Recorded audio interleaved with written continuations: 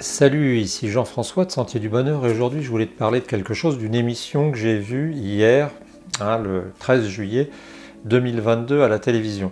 Cette émission parlait des sectes, cette émission était une émission sur les sectes et entre autres le temple solaire. Et en fait, à l'issue de cette émission, il y a eu une discussion sur LCP, bien entendu, et c'était intéressant parce qu'il y avait un débat entre trois personnes avec un commentateur.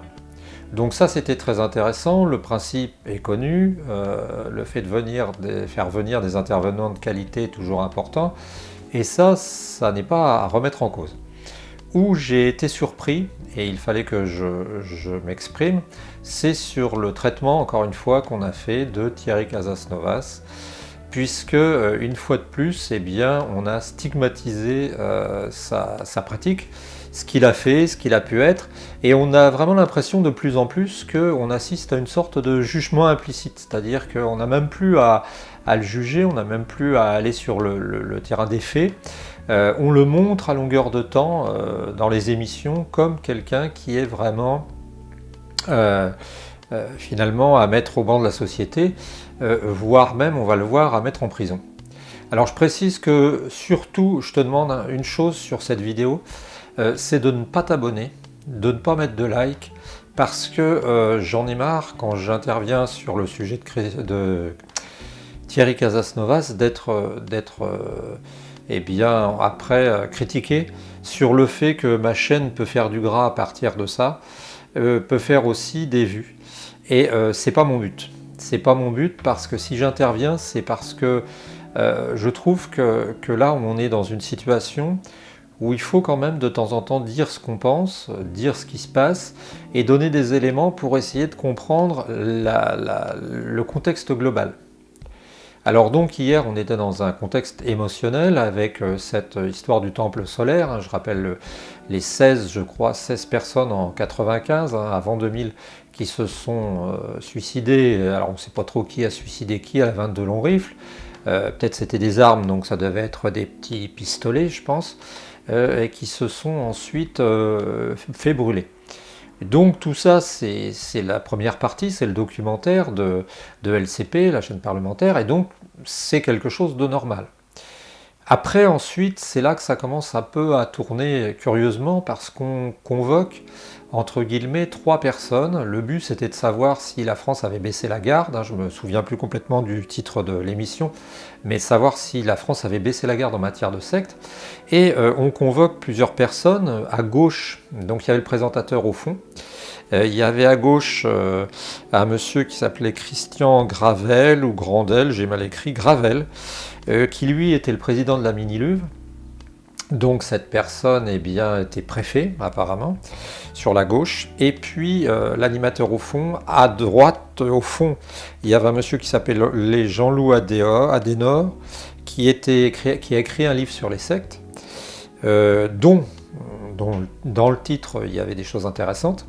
Et puis vers nous à droite, il y avait une dame qui était Charline Delporte, qui avait une 60 ans à peu près, et qui était la présidente de la CAFES, c'est-à-dire CAFFES, le comité d'action pour aider les familiales, pour aider les victimes des sectes. Voilà, donc c'était posé, et je me suis dit, bon, on va avoir des chiffres, on va être intéressé, et puis on va voir ce qui se passe. Et en fait, on a assisté à une sorte de stigmatisation, une fois de plus, de certaines personnes. Alors on a commencé par parler du problème de la secte du temple solaire, on a expliqué ce qui se passait, on a défini un peu les limites du problème, et c'était assez bien fait. Mais est arrivé un moment où on a commencé à parler des sectes qui concernaient, alors sectes, tu vois déjà, des organisations, des organismes, des personnes qui parlaient du bien-être et qui parlaient de la santé.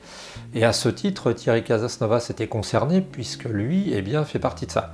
Alors on a d'abord vu son portrait s'étaler derrière le présentateur, donc ça c'était déjà assez impressionnant. Et puis après, ils ont expliqué qu'il y avait deux personnes en particulier en France connues, une personne en France, Thierry Casasnovas, et puis un autre, je crois que c'est en Belgique, alors je ne connais pas cette personne, et on a dit que le deuxième avait des propos qu'on peut qualifier de presque délirants, il allait atteindre la 5e dimension, je ne sais pas quoi. Quoi qu'il en soit, j'ai été choqué. J'ai été choqué parce qu'une fois de plus, eh bien, on a un peu mélangé tout et n'importe quoi. La dernière fois que j'ai eu l'occasion de voir Thierry Casasnovas, et c'est peut-être pas la seule fois où il apparaît, mais bon, je regarde les émissions de temps en temps de santé, c'était dans une émission, je me demande si c'était pas sur France 5, je sais plus très bien, il y avait Carrère d'Ancos, et qui parlait, il y avait 4 spécialistes autour de la table, un peu des médecins, et ils ont parlé de Thierry Casasnovas, et quand à un moment ils ont demandé à un médecin qui était psychiatre, je crois même qu'il était professeur de médecine, qui lui ont demandé mais Casasnovas qu'est-ce que c'est? Il a dit oh, bah, de toute façon Casasnovas il n'y a pas de question à se poser, il y a avocat, donc il y a escroquerie, il y a escroc. Et donc là je me suis posé la question, je me suis dit est-ce que parce qu'on est inculpé de quelque chose, est-ce qu'on est nécessairement un escroc, est-ce qu'on est nécessairement condamné? Et semble-t-il, c'est ce qui se passe un petit peu donc avec Thierry Casasnovas, puisque il y a deux propos qui m'ont choqué, particulièrement de la part de Madame Charline Delporte. Le premier propos qui m'a choqué, c'est qu'elle a dit carrément qu'il faudrait le mettre en prison, qu'elle était malheureuse, qu'elle bouillait de ne pas le voir en prison. Et donc, je pense que à ce niveau-là, eh bien, c'est à la justice de faire son travail, c'est-à-dire que Thierry Casasnovas est sous le coup de plusieurs inculpations, enfin inculpations, je ne sais pas comment on dit, d'instruction de dossier, mais pour l'instant, eh bien, il est libre et pour l'instant, il n'a jamais été question de l'incarcérer, ni même de le mettre en garde à vue. Donc ça, c'est déjà un problème. Le deuxième problème, c'est que cette dame a dit qu'on laisse des gourous circuler dans la nature et que à cette occasion, eh bien, la nuit, il viole les petits-enfants, les ados de 15 ans et les femmes qui sont, on va dire, honorées de recevoir la semence du maître. C'est ça qu'elle disait. Et j'ai trouvé ça totalement déplacé parce que autant je peux avoir une certaine... on va dire une certaine compassion pour cette dame, puisqu'elle a eu apparemment, elle a créé sa mission et son centre après avoir eu des moments difficiles, puisque sa fille s'est trouvée coincée dans les mouvements de Jéhovah, les témoins de Jéhovah, autant ça ne justifie pas des propos comme ça. C'est-à-dire de condamner une personne à l'avance, hein, en disant qu'elle a utilisé le terme tôle, hein, il faut qu'il fasse de la tôle, et en disant aussi que Thierry Casasnovas, eh bien, elle l'a assimilé finalement à Gérard Bourdin. Si tu ne te rappelles pas, Gérard Bourdin, c'est celui qui a fait la secte du Mandarum, hein, qui avait des fameuses statues du côté du sud de la France, là, hein, je ne sais pas si c'est pas Aix-en-Provence ou dans ce coin-là. Et en fait, Gérard Bourdin, oui, il a été connu après comme quelqu'un de siphonné, qui allait chasser, je crois que c'est lui qui chassait les Atlantes la nuit, hein, il disait qu'avec des miroirs sur la tête, des petits miroirs, ils avaient des trucs, et puis il disait qu'ils en tuaient 100 000 la nuit, alors je ne sais pas très bien comment ça se chasse l'Atlante, hein. J'ai chassé avec mes parents, avec mon père, le vanneau ou la sarcelle, mais l'Atlante, je ne sais pas comment ça se chasse. Et donc on a mélangé. Et ça m'a gêné de voir que Thierry Casasnovas était assimilé finalement à un Gérard Bourdin, à un violeur de gamins de 15 ans et de femmes, alors qu'en fait, on peut lui reprocher beaucoup de choses, certains lui reprochent des choses, hein, on peut reprocher à tout le monde des choses, mais en tout cas, à ma connaissance, personne ne s'est jamais plus de ce genre, jamais plaint de ce genre de problèmes.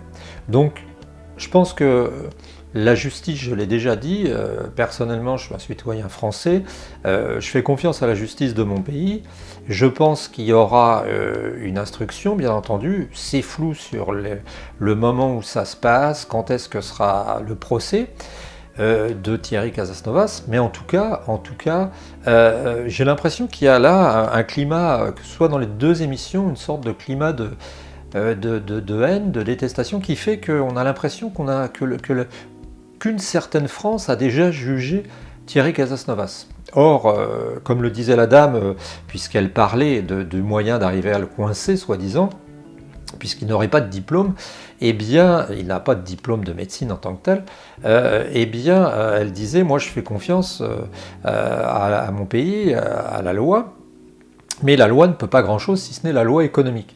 Eh bien, moi je dirais qu'on ne peut pas faire non plus n'importe quoi avec la loi, et je me demande si les propos de cette dame n'étaient pas des propos diffamatoires, et si Thierry Casasnovas, pour l'instant, serait pas en droit de porter plainte, tout simplement, contre ces propos qui ont été tenus devant des millions de personnes, qui, pour moi, salissent quand même l'honneur d'un homme. Alors, j'ai l'impression que cette dame est sincère, donc je ne pense pas qu'elle utilise la grosse ficelle qu'utilisent habituellement on va dire, les contradicteurs du type de personne que peut être Thierry Casasnovas. C'est-à-dire que je ne pense pas qu'elle est, le sachant à terre, un peu, parce comme il a quand même à défendre ses problèmes, à son procès, à se défendre à son procès, je ne pense pas qu'elle ait joué là-dessus. Hein, c'est quelque chose, c'est une ficelle sur laquelle jouent d'autres personnes. Mais je voulais dire simplement que Charline Delporte, hein, eh bien cette dame m'a paru bien légère au niveau de ses dires, et je pense que c'est regrettable. Hein, je pense que c'est regrettable.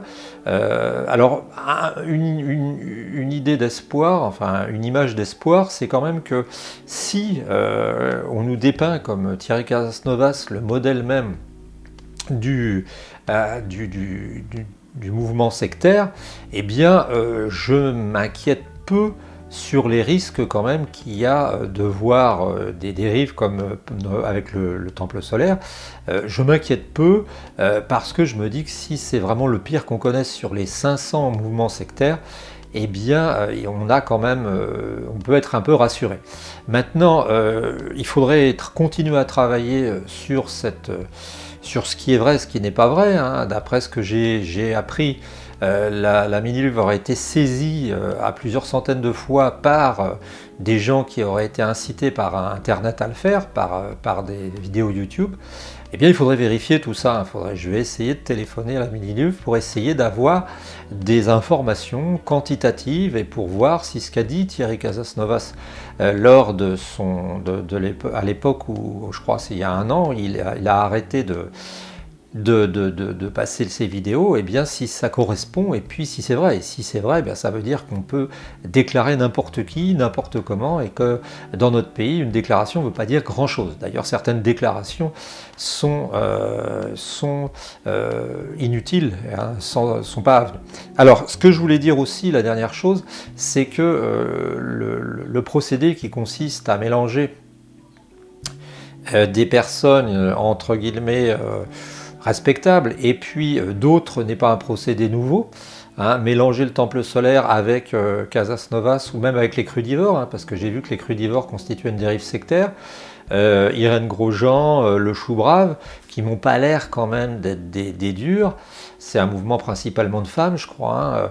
Ils m'ont pas l'air d'avoir envie de se suicider, au contraire, ils disent simplement qu'ils n'ont pas envie de manger de nourriture cuite. J'ai pas l'impression que ce soit, tu vois, des sectes hardcore. Maintenant, il y a une technique hein, qui consiste à mélanger un peu tout le monde.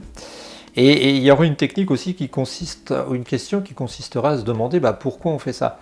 Pourquoi on fait ça? Est-ce que c'est de l'incompétence? C'est-à-dire, est-ce qu'on mélange des gens vraiment, vraiment dangereux avec des gens qui peuvent être discutables, mais pour autant restent dans la loi? Ou est-ce qu'on n'a pas intérêt à faire ça, c'est-à-dire à exercer une sorte de contrôle de la pensée? Je me pose la question et je me dis, est-ce que c'est pas pire d'avoir un organisme qui va finalement censurer les personnes qui ont le droit de penser, les personnes qui ont le droit de s'exprimer, plutôt que de laisser les choses faire? Je me pose la question parce que je me dis forcément, quand on voit les dérives qui se passent avec les milliardaires qui privatisent bien des services de renseignement, comme ça s'est passé par le passé, à quand la privatisation finalement de la police de la pensée? Voilà, je te redemande, hein, s'il te plaît, de ne pas t'abonner à ma chaîne. C'est une chaîne qui traite d'autres sujets. J'ai voulu réagir à chaud parce que j'estime que le cas de Thierry Casanova, c'est quand même particulier, qu'il a été, j'avais déjà fait plusieurs sujets, et il a été, même au niveau de son Wikipédia, il a été quand même bien copieusement, on l'a copieusement, on va dire, garni. Et là, je pense qu'on a encore franchi une limite. Et je me demande vraiment si les propos de Madame Charline Delporte du CAFFES n'étaient pas des propos diffamatoires. Tu peux commenter, hein, ça n'empêche pas, mais je te répète, ne mets ni de like, ne t'abonne pas, pour la raison que je ne veux pas être accusé de faire des abonnés sur le dos d'une situation ou de quelqu'un. Je te souhaite une bonne journée, on se retrouve quand l'actualité nous appellera de nouveau.